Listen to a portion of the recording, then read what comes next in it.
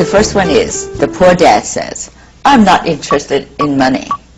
And the rich dad says, money is power. It was so stupid because my poor dad always said, oh, I'm not interested in money, I'm a teacher. I'm not doing it for the money.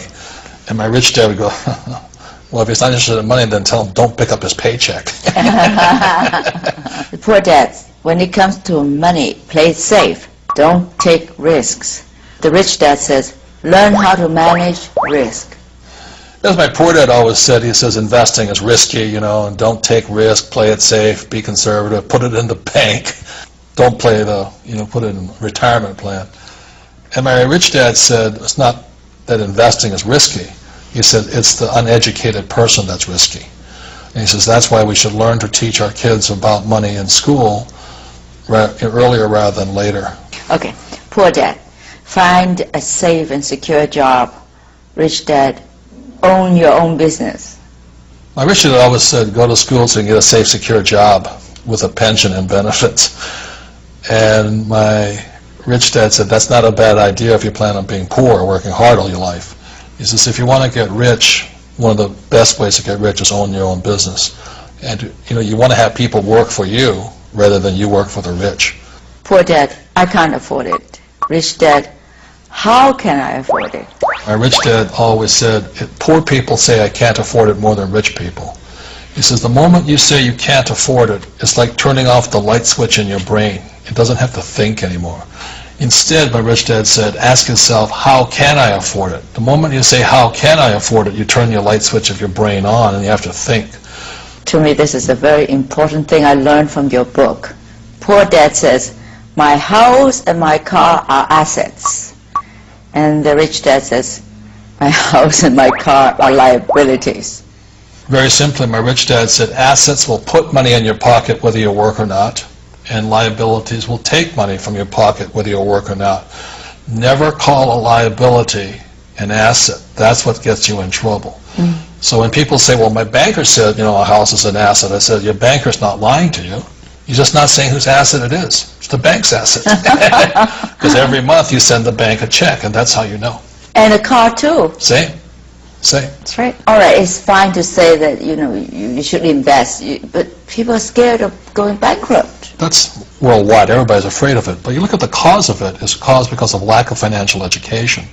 So the problem is that our school system has never taught us anything about money. So that's why people need to be careful and start demanding your school systems teach your children financial intelligence as soon as possible. Money is an evil. Ignorance is evil. 说到让学生们尽早接受理财教育，罗伯特和夫人可不是纸上谈兵，他们早就行动起来了。措施之一就是为世界各地的学校免费提供他们设计的网上游戏。夫妻两个虽然没有小孩，但对教育都十分重视，他们会继续亲密合作，向年轻人传播金融投资知识。How did you two meet? We met in a bar in Honolulu. And she wouldn't go out with me. And I kept asking her out. He did. He asked me out for 6 months. He was a very, very good persuasive salesperson. Very good. I finally said, yes, I'll just go out for a drink. And we've been together ever since. And it's been 20 years now. Yeah. And she's my best friend. She's my business partner. And like I said, I didn't marry her for her cooking ability. My mother always said, if you don't want to spend your life in the kitchen, don't learn how to cook. And I took her to heart with that. My mother told me that too. Thank you so much, Kim and Robert, for having me in your Phoenix home. I really learned so much. I'm sure my audience will learn a lot too from you. Oh, thank you so much. Thank you so much for coming. Yeah, thanks for allowing us to share information through your network. I greatly appreciate it.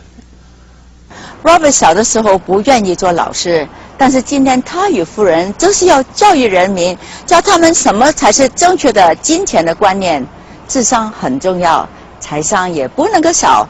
他们强调，如果你像穷人这样思考问题，不论你赚多少钱，还是会把钱全部花光，一无所有。所以不要为金钱工作，要让金钱为你工作。好，今天的节目到此为止，再见。